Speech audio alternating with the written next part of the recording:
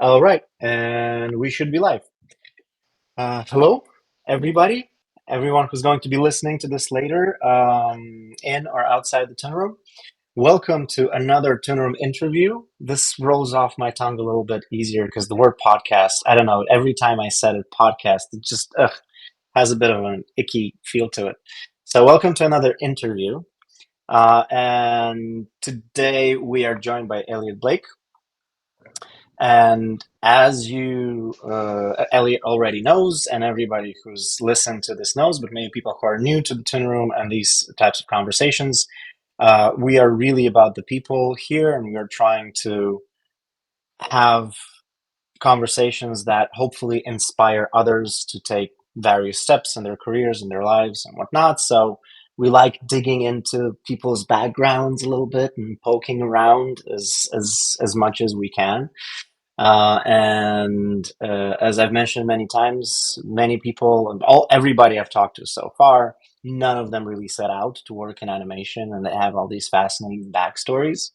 So I think it would be really, really great if we started there, as far back as you're comfortable with, and as deep down as you're comfortable with. And it would be like I keep giving this example because I relate to it. Josh Fisher, for example, he said he wanted to be Steve Martin, and then we started there when he was growing up. And then we started there, and how that, and I relate to that because I wanted to be Jim Carrey.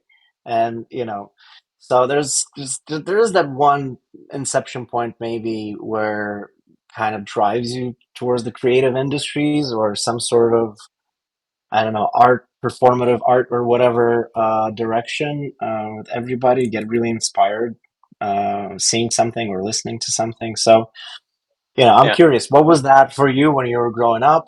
Was there a lot of art in your house? Were you watching cartoons? Were you listening to a lot of music? Like, what was that? What was that thing that started it all? Uh, well, I wanted to be Harrison Ford. Well, actually, I wanted to be Han Solo. So, Right. and I think a lot of people of our generation were certainly influenced by Star Wars. And my dad took me to see it Yeah. after it opened in 1977, and I had already been a creative kid anyway, but it blew my 7-year-old mind, Sure. and there's no question that's what set me on the path. But my parents were very, they were always reading. We went to the library a lot. I read a lot of comic books, and my dad watched a lot of movies, and my uncle, who was a real also a big movie buff and just a really funny, kind of goofy guy. That I wanted to be like him also, um, so I was just really drawn early on to creative stuff, and telling stories, and I mean, I can't tell you how many hours I had spent either in my room or maybe sometimes in the yard, with my Star Wars guys or my Micronauts, pretending, creating stories with them, and crashing Yeah. spaceships and all that kind of stuff. But and then when I started, and I think, I mean, gosh, it was probably third grade. I think I probably wrote my first Mhm. story for Oh, a wow. class assignment. It was called Mhm. the Big Mac Attack, and it was about Big Macs that attacked Earth. And there was a lot of ketchup blood. It, wa- but once I did that and people liked it, I was hooked, and so Yeah. I just kept telling stories, and even through high school, and then when it was time to go to college, I really wanted to go and learn how to become a filmmaker, and Yeah.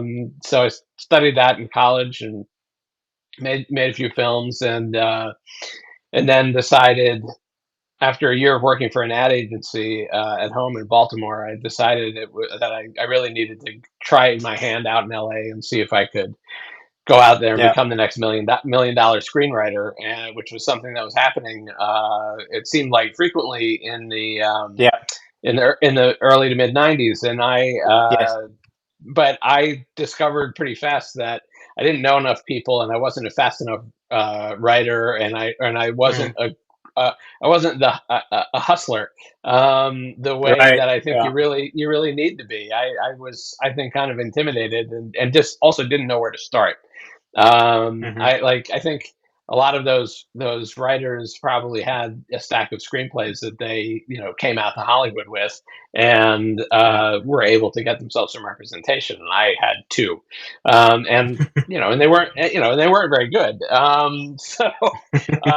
thought at the time they were good, but I can looking back, even going back to them like 5 years after I had moved out here, I was like, oh, these aren't really great. But interestingly enough, it took me I mean, it took me probably another 2 or 3 decades to really understand why they weren't great. It Right. took a lot of intensive working on projects, and really learning the mechanics of storytelling in a really practical way to Yeah. understand how to tell a story really well. And I think that's true for a lot of people. I mean, it's just that it just yeah it when you're working in a creative industry, if you want to be creative, you have to do it, and do it a lot. Yeah. It's that Yeah. whole I think there probably is something to that whole 10,000 hours thing. Hmm. Um, but I was working at a sound post production facility as a tape dubber on shows like Hercules and Xena Warrior Princess, and Oh, I remember those.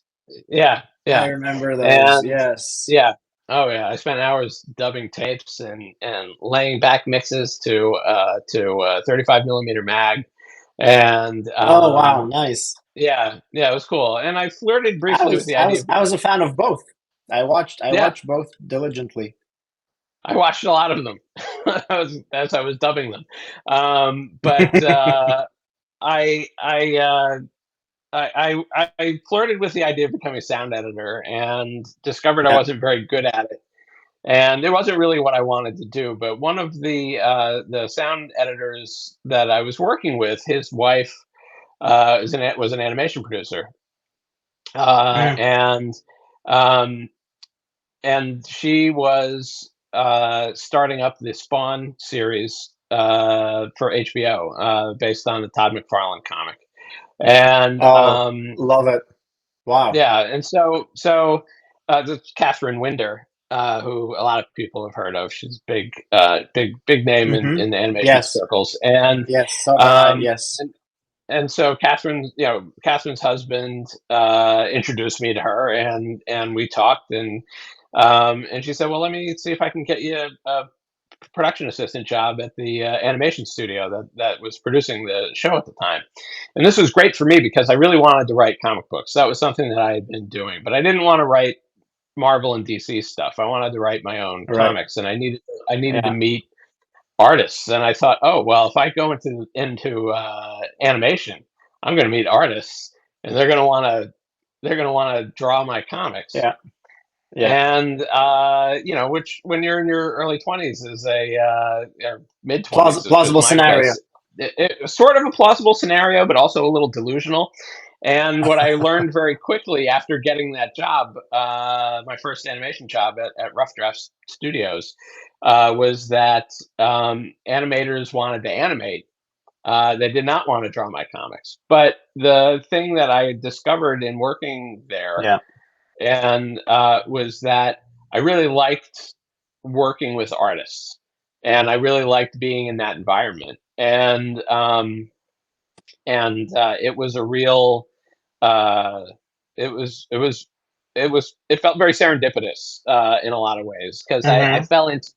fell into it expecting one thing, and discovered a business that was gonna become my home for it was gonna become my career, and that was really cool. I don't think I knew it right away, but I think within, I don't know, within a year or two, I knew that. I was like, ah, okay, this is really what I'm gonna do. And the lucky thing for me was that, I don't know, maybe 2 weeks after I started there, maybe a month, um, uh, the HBO and Rough Draft parted ways on Spawn. It Mm. wasn't. I think the Rough Draft team maybe didn't feel like it was that like the show was a great fit for them after all, and so that was I was like, wow, this is great. I just left a job. And now I'm going to be out of a job, and I've had no time to actually get any experience. What am I going to do? And they held on to me for some Oh, reason. I mean, part of it was because I think they were moving and they just needed moving studios and moving locations, and they just needed a hand, right. a cheap hand to help move stuff. Um, and but I wound up staying there for almost 10 years, Mhm. and the real my real and that became my animation school, my real Yes. training ground, and where that really came into play was when we got Futurama, Mm. and so I worked on the first 4 seasons, which was 72 episodes, and as first as a production assistant and then as the design coordinator, and that it was great because I was working with these amazing directors and great storyboard artists and the talented animators and layout artists and designers, and really got to see, and producers, and really got to see how it all came together. Yeah. And they were great to me, and there were opportunities to help develop projects within the studio, and they knew I wanted to write and gave me those chances, and on internal projects, and so it was really a formative. I mean, it was an incredibly important time for me career Yeah. wise, just because uh, I learned everything that I needed to know about Hmm. about how to make a show, and I think these things still a lot of those things, even though a lot of techniques have changed, a lot of the a lot of the principles still apply. And Yeah. but I think the biggest thing that I learned, and I was from the directors, and I'm going to credit Rich Moore with this. Rich was supervising director on Futurama, and he was a supervising director on The Simpsons, and directed Hmm. Wreck It Ralph and Zootopia, and he's a really incredibly brilliant guy. And the thing is also he's a really nice guy, and generous with his time, and with listening to people and their ideas. And I think what I witnessed with him and a lot of the other directors as well, and I think this is from Rich setting the tone, was that you don't know where a good idea is going to come from, but you also Yep. need to, but you also, but you still have to direct. So it's like and Yeah. so it was, I think people being heard, you know, seeing was a really important thing. It's like people want to be heard, and even if you don't take the idea, the important thing is that you heard the idea. Yeah. And like from the top, you still need to establish whatever that creative direction is. And on a show like Futurama, there's there's only so much room. There's only so much room Yeah. for pushing beyond the bounds of the scripts, because it's very writer driven. Yes. Um, but the but it's still it was just good to learn. These were good lessons to learn, and so Yeah. and so uh, let's see. I guess that takes us up to around 2005, and Futurama had wrapped, and we had done some other projects, but then my wife got an opportunity, a job opportunity in Atlanta. She's not in Hmm. the entertainment business, which has been a great thing, because that has insulated Yeah. us and me from A the bit ups more and stable. downs of the business. Yes. Oh, yeah, 100% stable. Um, and So we moved to Atlanta, and I started working for Turner, for the Turner Company down there, which was Cartoon Network and Adult Swim Mm-hmm. and Yeah. all that stuff. And it was interesting. Like they told me when we before we moved, they said, we get people moving from Atlanta to LA. We don't usually have people with your experience coming back. And so if there's an opening, we would love to have you. And I got lucky, and there was. And so I worked on first thing I worked on there was an Adult Swim show called Stroker and Hoop, and Okay. then that turned into an opportunity with a new Turner, new at the time Turner property called Game Tap, which was an online video game subscription service. It was like the first of its kind type of thing, and it was distributed on CD-ROMs, and so it kind Oh, of worked wow. with yeah, and it worked kind of as a if I remember correctly, it was a combination of it was you needed a broadband connection, but it also worked with what was on the CD-ROM, and you could download old video games that they had made. They had licensed libraries of old video games, and you could download them onto your computer and play them. All for a low fee of I don't remember what it is, and but Yeah. but we also there was video content there was a Game Tap, there was a channel in there called Game Tap TV, and we did all sorts of interviews with video game people and musicians, and they got Space Ghost Coast to Coast, that were going to just special episodes that could only be shown within the Game Tap client Mm-hmm. software.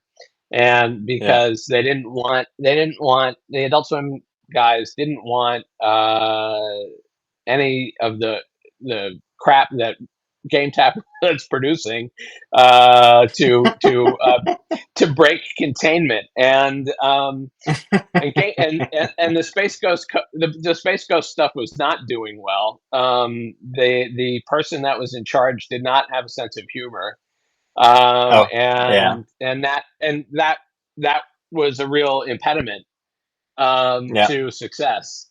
And but he said, "Look, I need somebody to try and make this work."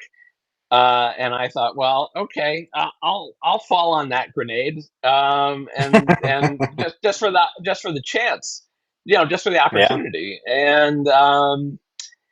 And it was a significant challenge, and I would say of the 10 or 11 episodes that I got to make, or the probably I don't know, the first 7 of them were not good, and then the last 2 were like, I don't know, I think they were great, but Yeah. they were they were definitely I've since made a connection with one of the original Space Ghost creators, or Space Ghost Coast to Coast creators, and he discovered that he really despised what we did, and but he understood. He under and that part of the issue was that they weren't in. He wasn't.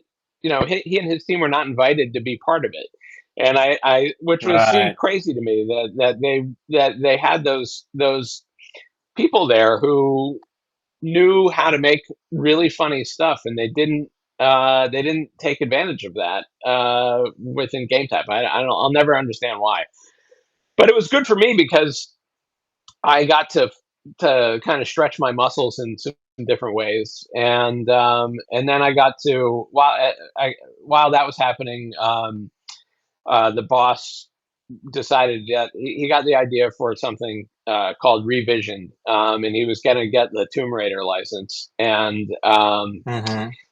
and he wanted to. His initial idea was like, I'm going to hire a whole bunch of different animators to, big animation studios to come up with their own versions of Lara Croft, yeah, okay, that's a great idea, but I also knew that with the budgets that we had to do it, that wasn't going to be really feasible, Yeah. and so I pitched him on the idea of hiring comic book writers and artists Oh, nice. to kind of to come up with the concepts and the designs, to write the episodes and the designs, and then we would Yeah, find some animation studios, to try and put it all under, not under one umbrella, because we wanted to have episodes being made concurrently, but to at least to spread the, to put the projects in the hands of people who really understood how to animate.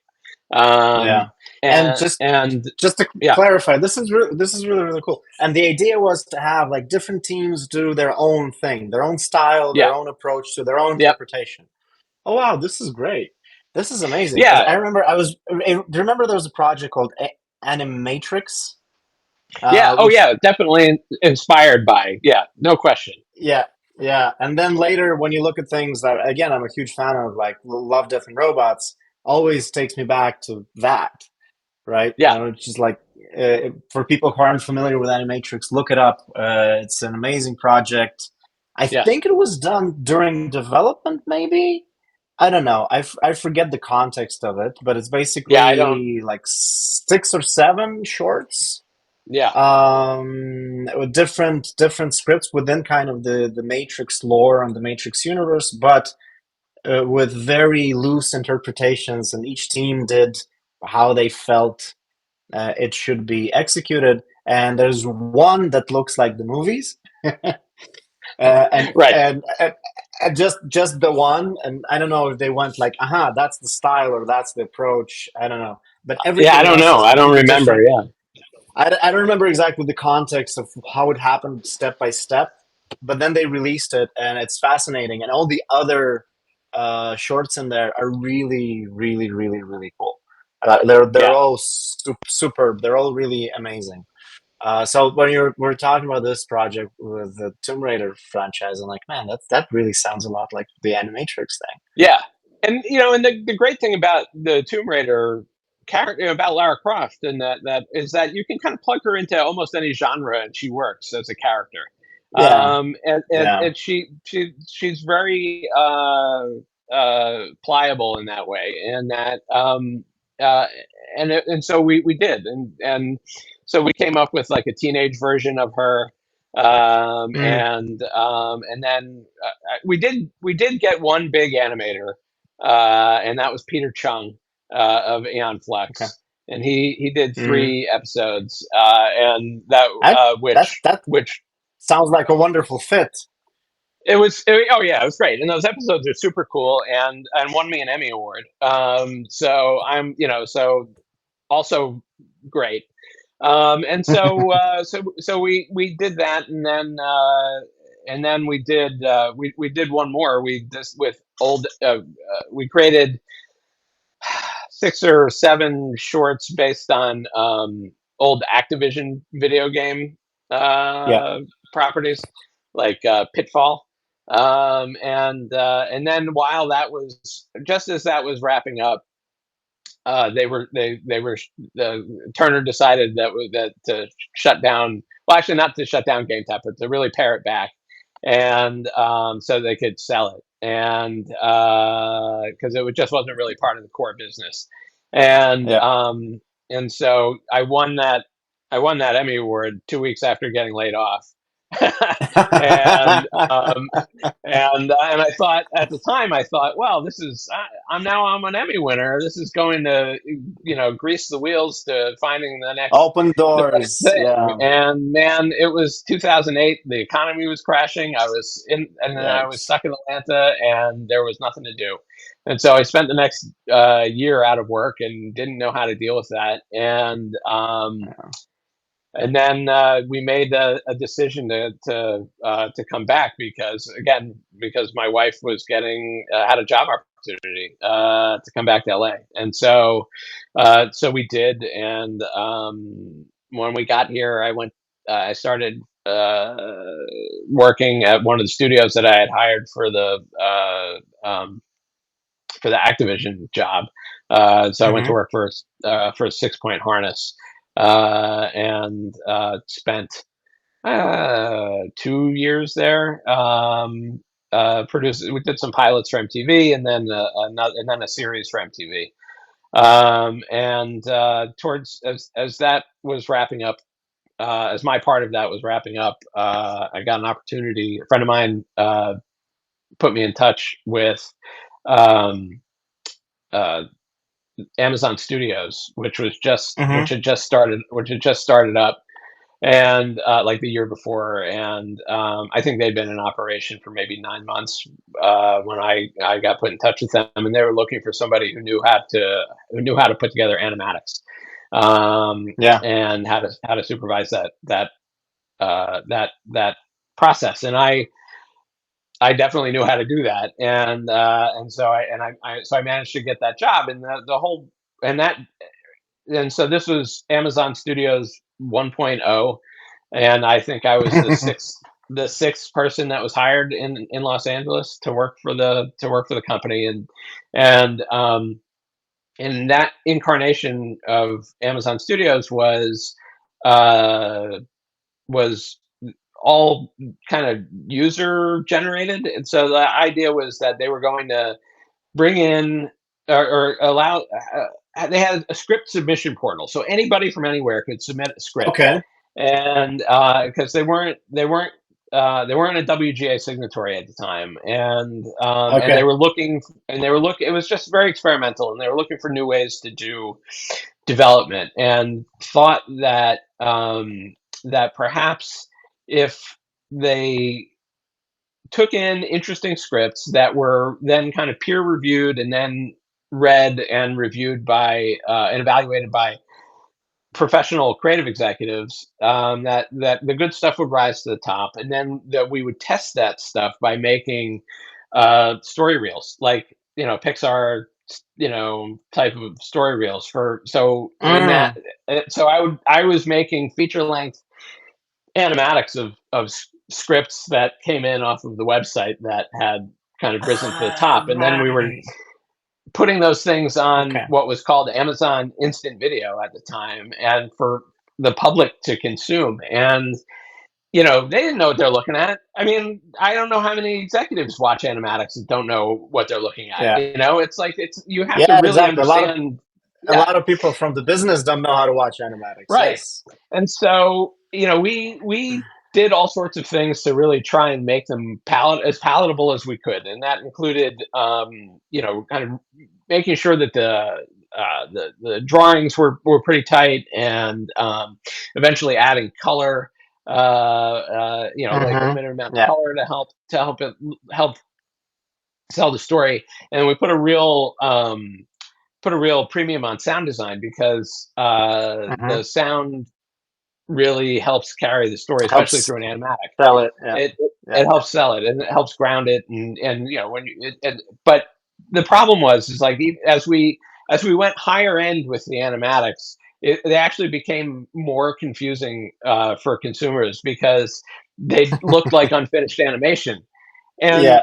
the, but I think over the years, and what I've noticed recently with this independent animation boom that we're seeing is that a lot of people are making like these polished animatics, Yeah. and that's kind of paving the way towards kind of making like crowdfunding and that kind of stuff. And Yeah. Yeah. so Yeah. Yeah. and people I think are a little more savvy now, but especially animation fans, but general audiences uh, Yeah. do not Well, I think, get it. yeah, I think that that's just it. And there are a lot of examples of people trying to build fandom Hmm. for their projects and publishing animatics and publishing whatever materials and so on. And you do what you can, right? So, and Right. especially if it's somebody who is an animator as well, and they have the opportunity and they have their own style and they draw and so on. Not everybody in animation is. I'm not an animator. I don't draw. Yeah, I So can't. Yeah, I can't either. Yeah. yeah, I do a lot of what you did, the stories you're telling me, polishing animatics, but you need a team, you need people to do Yeah. that. So, Yeah. but uh, what I it's a little bit of it's a little bit of a pet peeve of mine is when people say like, "Hey, look at X example. See, they published an animatic, and look, it's doing well, and everybody should do that." I'm like, should they really? Because it's like you said, I think you nailed it. It's not really for the wide. consumer, for the wide public, Right. really, if you really think it needs to be really, really polished, but ultimately the fandom or the supporters that you will get will trickle down from the industry, or will be industry adjacent. Yeah. And maybe that's enough for your Kickstarter campaign to blow up. Maybe that's fine, Right. right? Yeah. But thinking about it as a mass market product, in lack of a better Yeah. term, it's really not. I don't. It's not. It's I don't niche. think. It's niche, and it's for people who Yes. are like Yeah. really super fans, and those are the Yes. people that Exactly. Yeah. are gonna contribute to the crowdfunding campaigns anyway. So Yeah. Yeah. so they definitely have their utility, and I think I love to see people doing them. Well, there's a director that I work Totally. with on my Apple show, The Sisters Grimm, that is has Liza Singer, and I mean she's worked on a bunch of stuff, including like the Friendly Neighborhood Spider-Man, and Mm, she did storyboards on the new Avatar movie, not the Jim Cameron Avatar, the animated Avatar, yeah. and uh, and she's started putting artwork out, and apparently online, and I mean it's fantastic stuff. I mean she's a real, she's a terrific director and an amazing artist, and so so I think when she gets to that point where she's, if she goes the crowdfunding route, she's not going to have a problem. But I think Yeah. having that, she's got the amazing skill, and then the kind of the pedigree that people Yeah. will want to invest. Um, so, uh, gosh, all right. Well, that was, I don't know. So yeah, so I made a show. I left Amazon. I left Amazon about 9 years ago, and to develop, because I to develop a show called The Sisters Grimm, and I actually wound up Hmm. developing it at Amazon and getting to the point of green light. Or we'd gone through, we'd written scripts and or a pilot, and did an animatic presentation animatic as part of the Greenlight package, Yeah. and then they decided that they were going to get out of the kids TV business, and Yeah. I and remember that. Yeah.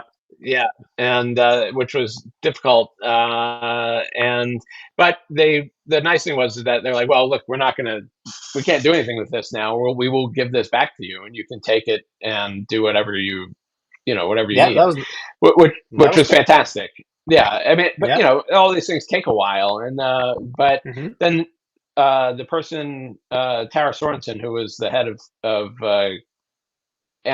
of kids at Amazon, went to Apple to start up the Apple's kids team, and and I let her know that we were. I mean, she knew that we were getting the show back, and then she brought over a couple of people, and I got in contact, and I said, okay, we've got it back now. Do you guys want to buy it again? Uh, and they did. Then they did, which was fantastic, and so we started the development process again, and then had to. We lost our writer along the way because she had a deal with Disney, and one of the shows that she'd been developing there got greenlit, and so she had, that was Yeah. contractually a priority, so she had to go. And then so we took a little bit of time and found a new head writer slash showrunner, in Amy Higgins, who was brilliant, um, and Amy and I worked together to kind of get the show over the finish line, and got it greenlit, and so which was one of the best days of my professional career, getting that phone call, and Yeah.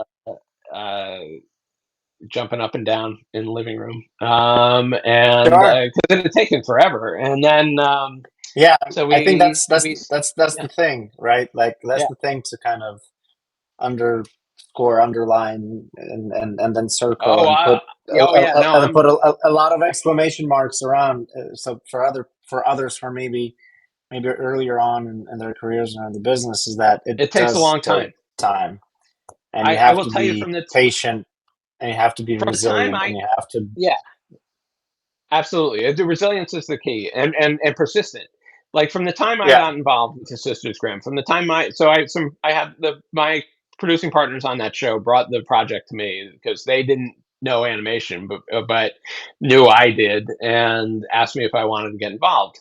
And I read the first book, and I was like, yeah, I totally see how this, because it's based on a book series by Michael Buckley, Hmm. and I saw it immediately. I was like, yeah, I totally get it. And also my 9-year-old daughter would love this, and I would like to make something for her. And Awesome. Yeah. I will and but from the time I got involved to the time it premiered last October, uh, it was 10 years. So it really, I mean, and a lot of that, I would say probably 3 of those years almost were fallow Limbo. years where Yeah. we were in limbo. We were trying to get a deal closed, and or trying to, trying to get, then trying to get another deal closed, and then hiring another writer. And it takes, and then sometimes just waiting just while the decision makers make their decisions. So yeah, Yeah. it can, I mean, my daughter was still thrilled, but she was also 19. So when it came, or just Yeah. turning, she was weeks away from turning 20. So Yeah. it's Daddy made this for you. Here's a but wedding I present. yeah, but I was like, it's still, this one's still for you, kid. And Yeah. so Oh, it's nice. yeah, so it really is, yeah, persistence is the key. And I mean, Totally. Yeah. I mean that's and that and that's where I'm at now. It's like just I mean, there are other things that I got to do while I was doing that. I made a show for 3 seasons of a show for Audible, called Yeah. Moriarty, which Okay. was a kind of a twist on the Sherlock Holmes Hmm. mythos, where Holmes is the bad guy and his nemesis Moriarty is the good guy. And so Dominic Monaghan from Lord of the Rings was played Moriarty, and Phil LaMarr, the great voice actor, was Sherlock Holmes. And then along the way we got Helen Mirren to play a bad guy in season 2, and Nice. Sir Ben Kingsley to Wow. play Cool. Moriarty's dad in season 3, and I directed all of those. And so, like, you did that. It's still kind of pinch me, kind of thing, that I was like, I got to direct these Oscar winners, and they were fantastic. It was really really amazing. And then, you developed, and so I had a pretty good run there, especially during peak TV, of selling projects. And Hmm. But it's hard to get things out of development, and Yeah. but I got one out, and I feel pretty good about it. So now it's, and then but since then it's kind of back to the grind. It's like, what do you, how do you keep moving forward? Yeah. Before we get to that, in terms of how are you moving forward, personally,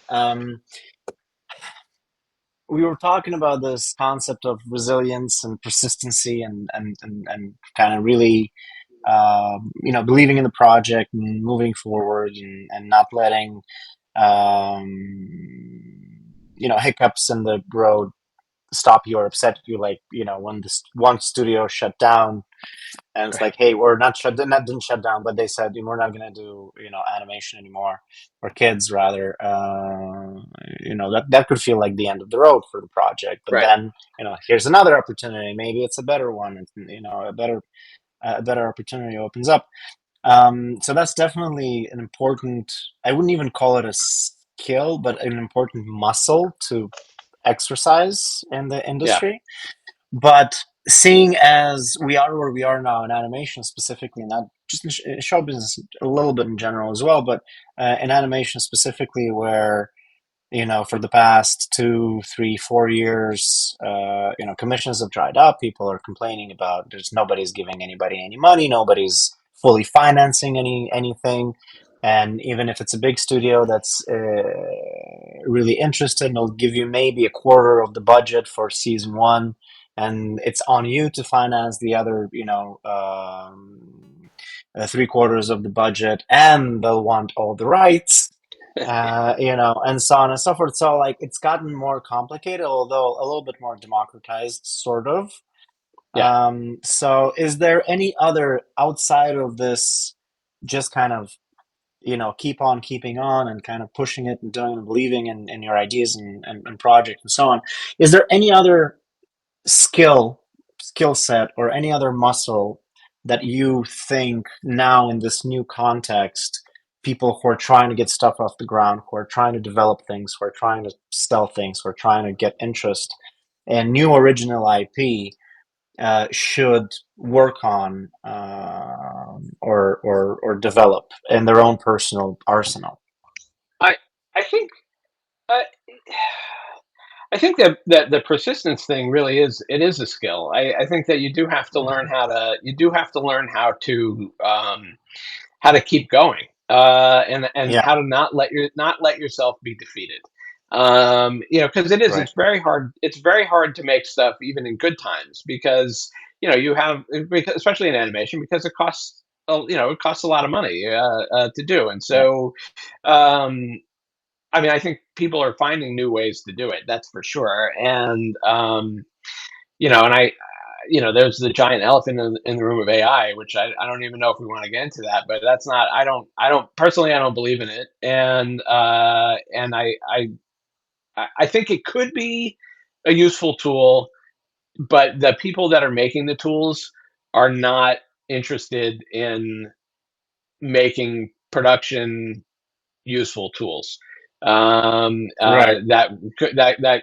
They're interested in saying, oh, okay, well here you put in your prompt, and here's your movie, or here's your and it Yeah, doesn't involve any of the skills that the people that we know and that we yeah, have cultivated over years. I mean, this is decades. I mean, this is it's an art form, and the people that are in charge of that are making the AI, they don't care about that at all. But that's a whole other ball of wax. The persistence thing is figuring out how to do something that you believe in, even if other people say no.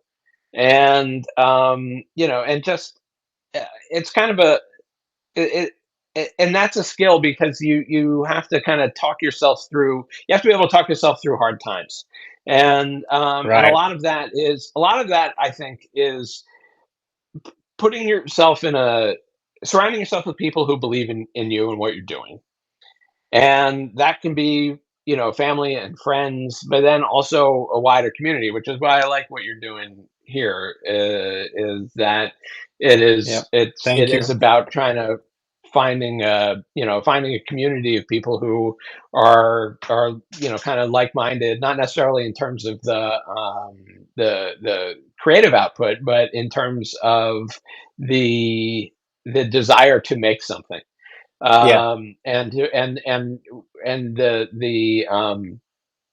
the desire to keep pushing forward, and to figure out new ways of doing things, and all of that is a skill because it's really easy. I mean, I found this for myself. I mean, it's a you know you, it's easy to kind of just give in to Yeah. to despair and say, you know what, fuck it, I'm not doing this anymore. And sometimes that's okay. I mean, it's like you can say I'm not like that. The personal cost of it is too high. I mean, I think it's important to recognize that as well. I mean, it's like you don't want to do something that is going to wind up kind of shutting you out of your larger life also, Yeah. because it's important to have uh, a life, and Yes. people around you, I don't know, and that community, and so I don't I think I guess the other part of it, the other thing I would say in terms of skill that's important is there's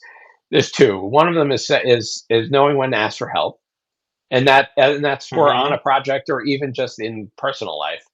You don't want to put everything Mm-hmm. on your own shoulders, and think that you have to be, Atlas or Sisyphus pushing the ball up pushing the boulder up the hill, because it will roll down and crush you.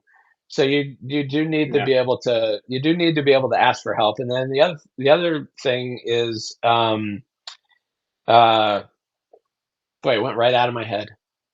I was thinking about Sisyphus and It'll come.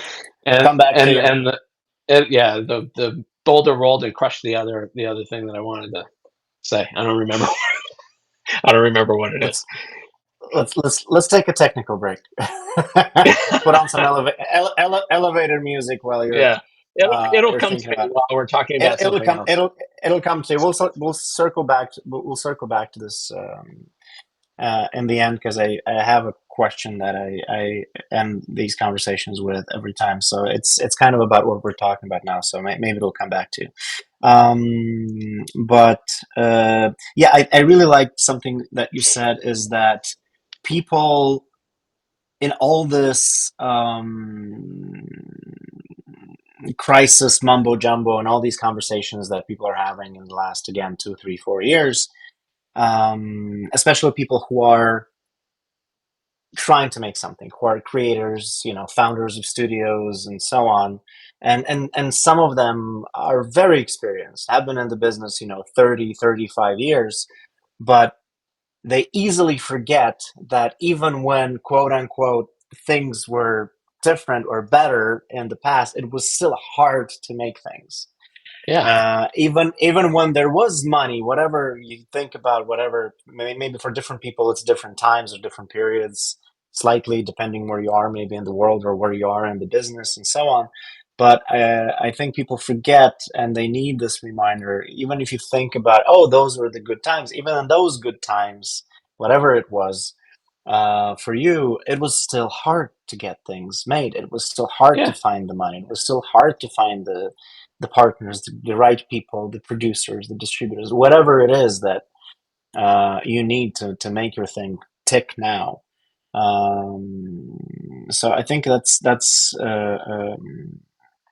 a really good thing to just remind ourselves every once in a while that we yeah, are by our own volition in a business that is just structured the way it is. That's how show business works in general, right? yeah. There's much The more failure. Yeah, the yes, failure rate in show business is much higher exactly. Yeah. than the success rate, and it's just like, the amount of projects that never got made versus the amount of projects that got made. It's like you could stack that pile and it would reach the moon. Yeah, Um, exactly. yeah, I Yeah. mean that's a I do think in a lot of ways it's easier to make things now. I mean, in that you can find a way to do it. It may not be, and maybe that was what I was going to. Maybe that was the other thing I was Okay. going to say was that you can find a way to make something. It may not be what your original vision was, um, and but you can find a way. It's like, well, okay, maybe like Moriarty. I mean, I know that my partner on that, the guy who created it, brilliant writer named Charlie Kindinger, he originally thought of it as a TV show, and Hmm. but and it's a very expensive to make a period TV show, set in Yeah.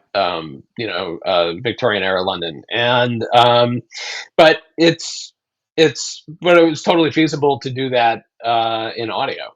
And he pivoted and we got lucky, we got to make that. And Yeah. and then, I mean, not to pivot too hard to my book, but that Go, started, go, go, please. but like I started, I wrote a book, sci-fi novella called Into the Great, and that started as a comic book. And it started as a digital first comic that I kickstarted, and it didn't meet its funding. It didn't meet its funding goal, and Hmm. but I always liked that story, and I rewrote it as a traditional graphic novel and was going to figure out how to get that funded, and just couldn't figure out. I was going to see if I could self fund it, but there was just too many other things to pay for. Hmm. I have two children, and they were, and they were in school, and so there was just too many other things. There were other priorities. And so, but I Yeah. always liked that story, and I didn't want to. And I was always trying to figure out a way to get back to it. And I had been doing some consulting for a video game company. And one of the guys that I was working with, another consultant, I was doing creative consulting. He was doing business consulting, and we met. well, I mean, we had talked, we talked on the phone because this company was in Europe, in Amsterdam, and I went over for an all hands meeting, Hmm. and we got together and really hit it off. And he had had his own. He was starting a publishing company, a boutique publishing company, because he really loves science fiction and fantasy stories, and he wanted to be able to publish stuff that was important to him, and not really as a money making venture, but he's making these art pieces essentially. I mean, Wow. they're the books are beautiful. I mean, like they're these hardbound cloth Oh, like cloth old covered, school. Yeah. yeah, on beautiful heavy paper. And so mine, there's three of them. Mine's Yeah. the fourth one in the collection, and the Oh, longest one that's in the collection nice. as well. That's the kind And of so, that's the kind of yeah. that's the kind of book that's going to smell amazing in like 40 Oh years. yeah. Oh, they smell great now. And they the but he said, "Hey, I'm starting up this publishing company. Do you have anything?" Because he knew I was a creator, and Yeah. I said, "Hey, you know what? I think I do." And I pulled this old comic book story out of the pile, and tried to figure out how to write it as a piece of prose fiction, because I hadn't done, which I hadn't done since I was in college. and Yeah. uh, and so, but I wrote the first half, and he said, "You know what? He said, I think finish it. I think I'd like to publish it." And so I did, and he said, "Yeah, okay, I'll publish this." And then he put me in touch with some editors who helped me figure out how to write. It's a very different muscle to write Yeah. prose than it Yes. is to Yes. write a script. And I mean, Yeah. everybody will listen to this knows that scripts are all present tense, and they're all exterior. It's everything that's happening outside of the character's head. I mean, you occasionally will have some voiceover or whatever that you go inside a character's head, or a sequence that you kind of see a character's thoughts, but Yeah. it's not really what happens on screen. It's like the all of the interior stuff is kind of, it's carried by the acting. And so, but when you're Hmm. writing a book, you're writing, well, first of all, you're not writing in present tense, you're writing in past tense most of the time. And it's very interior, and you have a, you want to you want to live inside the characters. And that was just a very different muscle to have, that I had to build up. And it was, but it was a great experience. And I think in the act of doing it, going through the different drafts, and kind of really figuring out what the story was about, really has helped me, as a storyteller, even on projects Yeah. that I was working on, other, on regular projects that I was working on, not regular, but I mean just not book projects that I was working Yeah. on at the Yeah. time. And made me think about them differently. And so it was, in that regard, it was a great experience. But I took this story that I had wanted to tell, and I hadn't figured out how to do it. And then this opportunity came along, and so I took this thing, and that was had it originally intended to be a comic book, and turned it into a short novel. And that is what I mean, kind of, when I say, find a way, because it's, there is a way to do it, and but you also have to kind of find a way to do it that is satisfying to yourself. And Yeah.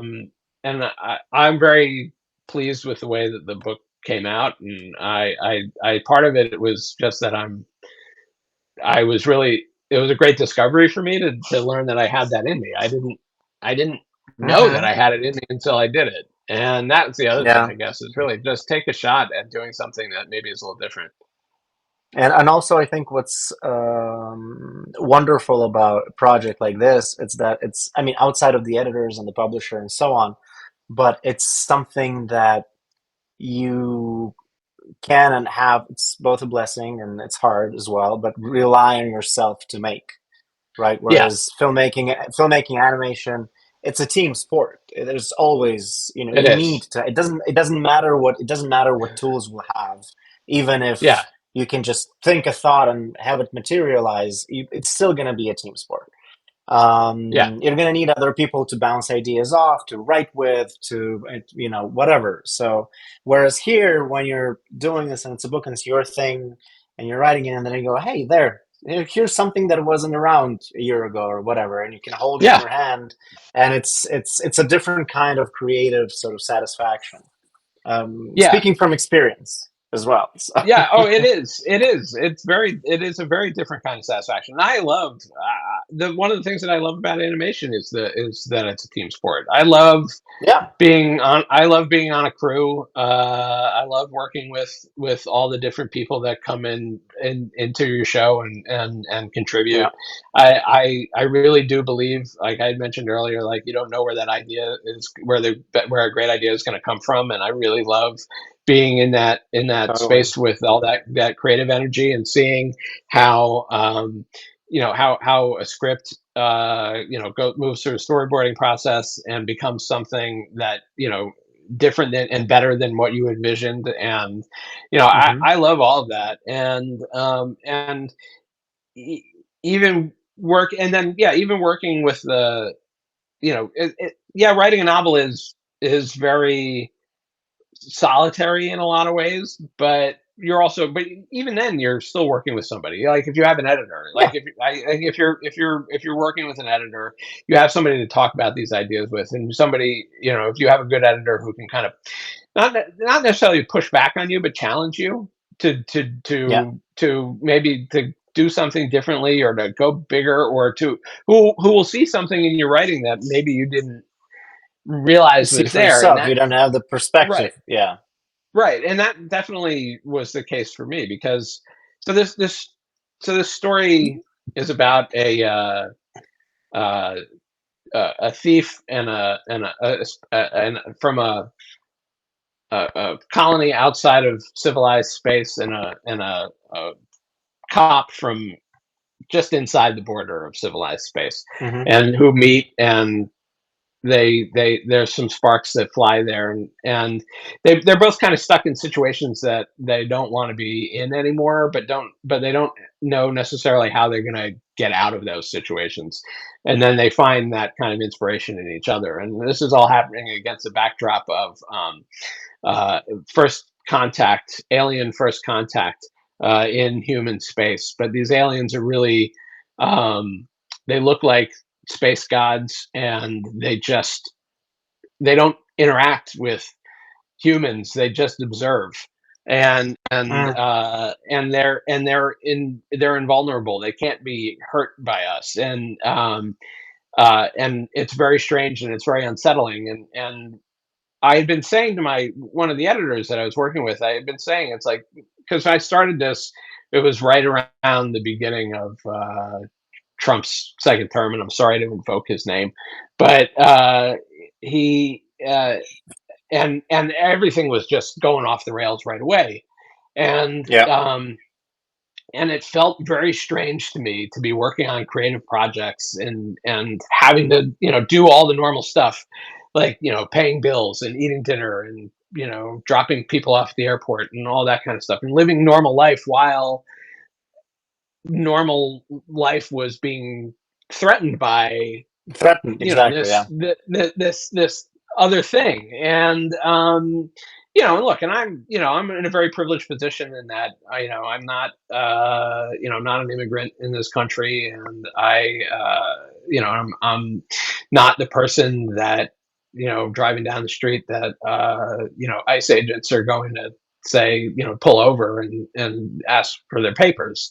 And but while all this stuff was happening, and while American, troops basically were occupying, cities in America, and we had people here, we had, it's not really a thumbs up, um, but we had, we had our own National Guard, California National Guard Yeah. turned against us here in LA, and it's very unsettling, and it's like, and you think, well, how?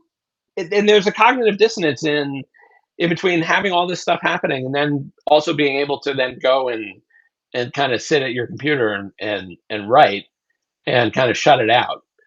And I was saying this to my one of the editors, and he said, "Well, I wonder if this story is about being able to choose something that you can control in a time that doesn't seem Mm. controllable." And I and I said, "Oh yeah, yeah, that's it. You nailed it." And I That's kind a of good knew it insight. Yeah. subconsciously, yeah, but it was great insight. And those are Yeah. the kinds of things that even when you're working by ostensibly by yourself, that you don't that you still why it's great to work with other people. Yeah. Because they just see things that you don't see. So Yeah. yeah, Absolutely. Yeah. Yeah. You have to have that distance, and also a different perspective yeah, on things. It's really really important. This is why, like, I don't think in animation, for example, I'm sure new technology, new tools will come up and so on. I'm sure there's going to be a myriad of talented solo creators that will be doing things and so on. That maybe otherwise, they've needed more money or bigger teams or more technical prowess or whatever. But for the most part, I think people will still like and tend to work together and come together and do things, even if it's smaller teams, maybe in a certain yeah, context for a certain project. I can see like the teams maybe a little bit smaller, maybe, but it's still going to be a team effort. Still, people will want to be together for that. Like, how do you see this? How do you see that? yeah. How does this sound? How does this feel? Right? So, so I think we're gonna be fine. I think the industry is gonna be fine. Either way, I'm not I I'm hope that. not too concerned about it, and I think it's gonna be okay. It's gonna even out. We'll figure it out. It's not the Yes, first time. It's not the first time, and probably not the last.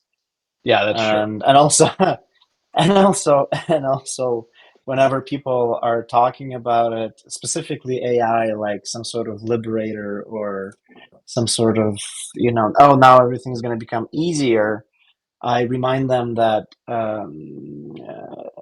every time during a industrial revolution, people ended up working more rather than less after the That's industrial revolution. yeah, yeah, So,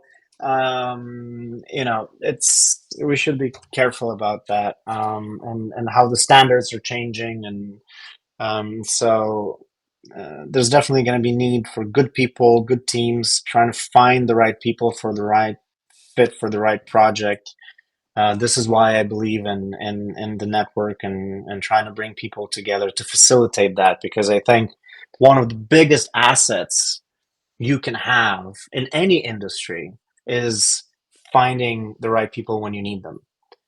yeah, When you're wherever you are, like when you feel you're at the bottom of the pyramid trying to climb up, right? You need to find those mentors. You need to find decision makers with money. You need to find whatever. But then the people on top have the same frustrations because they're looking for a very talented person who can do something or other, or they're looking for a particular type of, I don't know, exec or creative executive or writer or director that has a very specific voice that can do something or other. yeah, So it's a two-way street. It's not just the frustration, oh, I don't have the money to do something, but also when people are in a position to do something, they also need other people to be able to make that happen. So yeah. And I and I think we're think going to that's be just why. fine. Yeah, and I agree with you, and I think that's why AI is not the magic bullet that they would want you to believe that it is, because for all the things that it can do, and it definitely seems like a magic trick. Some of this stuff that some of Yeah. this output Uh, that I've seen, even if yeah. there there's a terrible commercial that I saw that was clearly done in AI that features the late Chuck Norris for a chicken Uh-huh. restaurant, a fast food chicken restaurant here, and Okay. it's I don't know. It offends me not because I'm a Chuck Norris fan, but because it's just so bad. And but like if you just take a still, if you take an image from, like one particular still, you think, wow, that's kind of amazing that it made this thing. Yeah.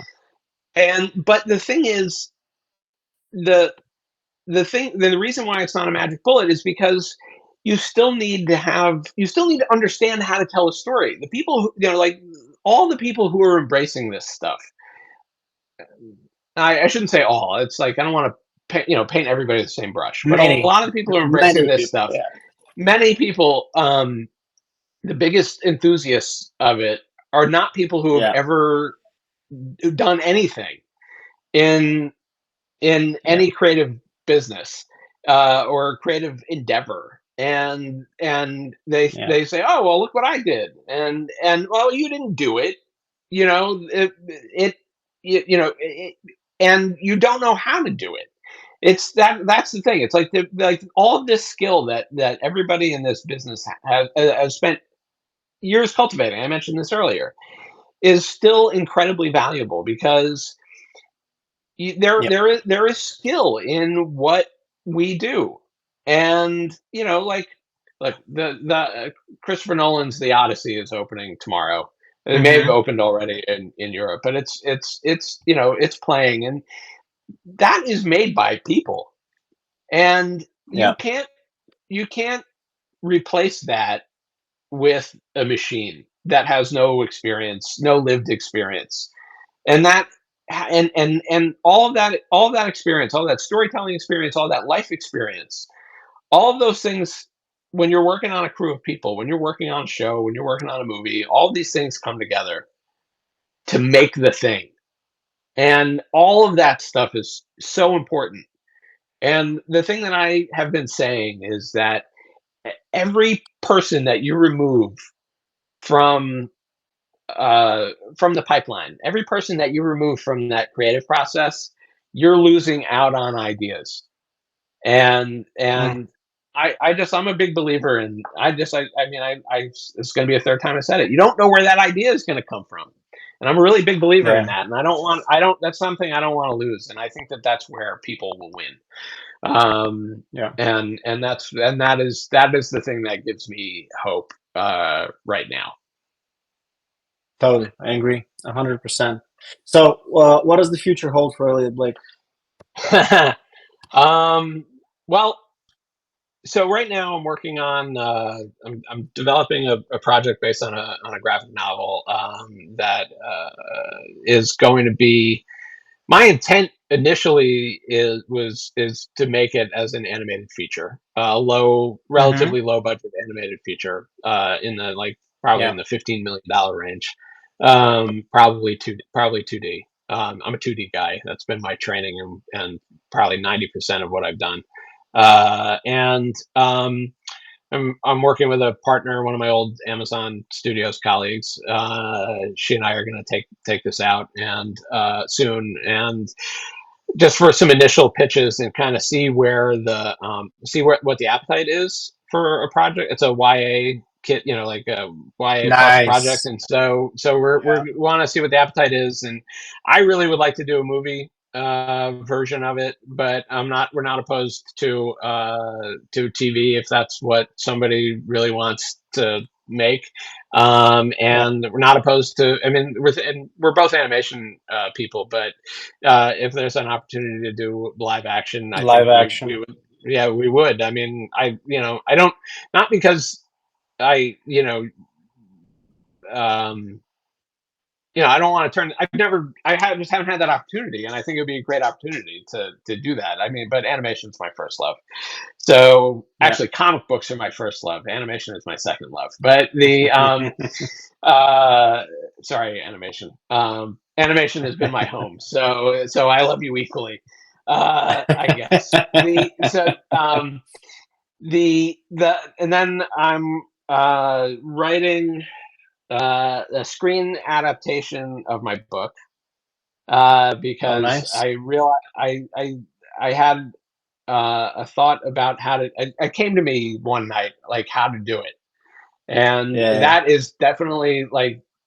Oh, look, I'm not shutting out live action, but I am writing this thing for me to direct, or the very least co-direct, as an animated feature, as an adult Yeah. animated feature. Very much in the vein, like visually, I think in the vein of like Scavenger's Reign. Um, Okay. but but I'm also intrigued by the possibility of trying to do it like in something like Unreal, Mhm. Mhm. and so I'm right now, I'm just in the writing process, and I'm very much inspired by uh, Steven Soderbergh, um, Mm. and like and like movies like The Limey, like that one in particular. It's like that just the way that he uses flashback and voiceover and all that Yeah. stuff, I think is really interesting. And so I'm just trying to write a very adult version of this. I mean, it's an adult book, and a very it's definitely a movie for grown-ups. It would be a movie for grown-ups. The book is for grown-ups. Um, Yeah. and just trying to explore That's that story from a different perspective, and yeah. that's been I'm just at the beginning of doing that. I've got another thing that has been cooking. I wrote it as a pilot that I decided that I was going to turn into a feature. That is a and now it's, God willing, it's going to be an animated musical. I don't have any musical ability, but I thought, what the hell? And again, Nice. also kind of aimed at adults, and it's and inspired again by indie films. And so, like, if you could take the early '90s, or I guess maybe mid '90s, independent film by Kenneth Lonergan called "You Can Count on Me," and turn that into which is a really kind of quiet um, piece about a brother and sister who live in upstate New York, and Okay. about their relationship.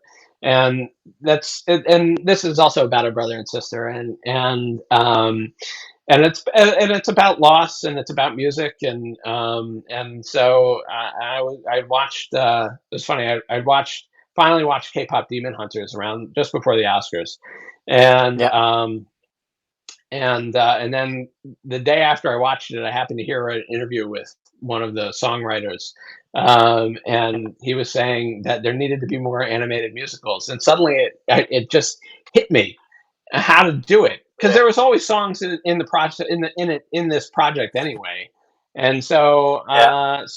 that I need to get, before I write that feature, I need to finish the book adaptation, because I need to get, I feel like I haven't written a feature in a long time, and I need to kind of get that under my belt. So I'm doing that, and Yeah. then I'm also writing. I don't know exactly what it's going to be yet. It might be another audio project, but I'm co-writing a sci-fi project, and this is underway with a colleague of mine, and it is kind of an improvised narrative. Is that we worked out what the setup was together, and I'm writing one half of it, and she's writing the other half, and it's kind of like an epistolary story, like the letters back and forth, and so my character starts off the story, and I don't know what she's going to write back, and then she doesn't know what I'm going to write back, and it's building like that. And so so Nice. actually so that I actually just sent a proposal for that off to some to a company that a friend of mine founded, and uh, they do all sorts of interesting. It's mostly like game, like live gameplay stuff.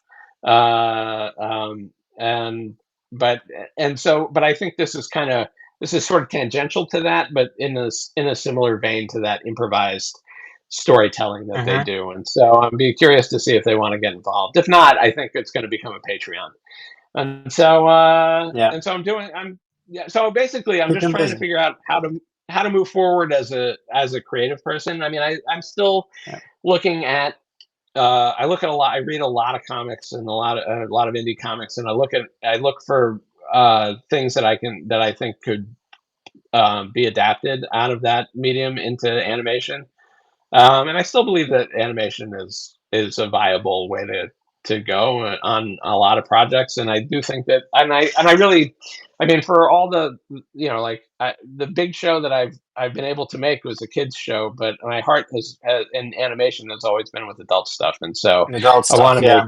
yeah. So I hear you. that's Same where I'm here. Yeah, that's where I'm looking. So I think the yeah, real thing is just like just trying to find a way to stay creatively vital and yeah. to to take a little more of a. I love producing, and I in that I love the creative act of producing, and Hmm. trying to create, like you said, it's about facilitating and kind of bringing people together, Yeah. and to do good work. And that's the thing that I like best about producing is the is kind of helping to create the conditions where people can do their best work. Yeah. And so I still love doing that, that's something I'll continue to do. But I also want to put myself in the driver's seat a little bit more in creatively. I mean, I Hmm. love working with other writers and creative folks, to make stuff, but I want to. I have things I want to say. So Yeah. And that's just it, right? Like a lot of people, uh, going back a little bit, not to open that up again, but going back a little bit to the AI thing, they have nothing to say. Like yeah, it's one thing you can have all the tools in the world, or you can be in the driver's seat, but if you have nothing to say, and also I've seen examples, honestly, forget about AI, but I've seen examples of people who could afford financially to do and work on pretty much anything they would they could conjure up, they could think of, right? yeah, But they keep kind of moving from studio to studio, small project here, a little bit of there, a little bit of this there, a little bit of this there, and never really kind of do put themselves in the driver's seat because they have nothing to say, right? They could yeah. they could afford to, but they have nothing to say. So I think that's very very important, and kudos to you for keeping busy and like you said earlier, keeping your options open and working on different things. And I think that's the correct approach. And the reason I'm saying that is because I end these normally with the same question, but you've already given me so many good answers, and I can just choose one from the earlier ones. But Okay. the question is, the network is, I call the network the Toon Room. So if I'd ask you to pin a note to the door to the Toon Room for people walking in, metaphorically, whatever, walking into the industry, maybe starting up or walking into this network, into this group of people, what would that note say? Uh, be persistent and always be open to learning. Awesome. And I think that's the key to. I think that's the key to longevity. Honestly, it's just kind of being open. It's like nobody knows everything, Yeah. and there's always something to learn. And it's like and like as much as I don't like this AI stuff, I am trying to sort of keep myself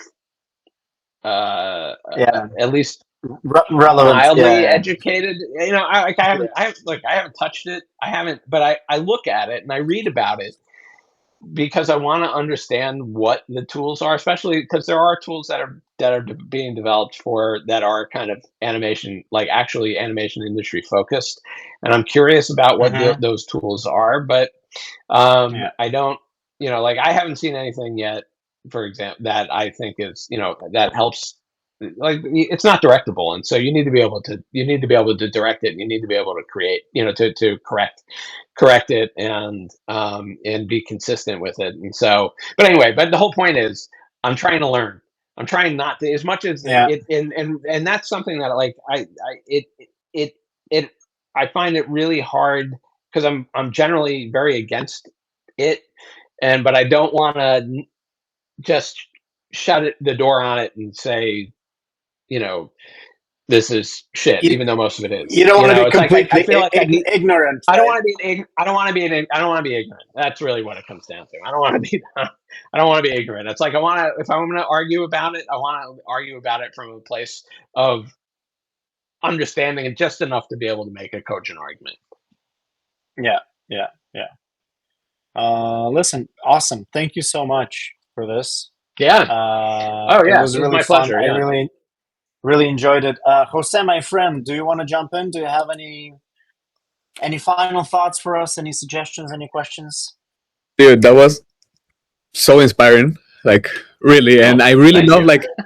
like the whole journey like you've described because you've been um like in certain ways like I've gone through some of those alleys like you've talked about like video games and I at some point I created a video game um with a company, then going through Unreal Engine and like and then like the perseverance.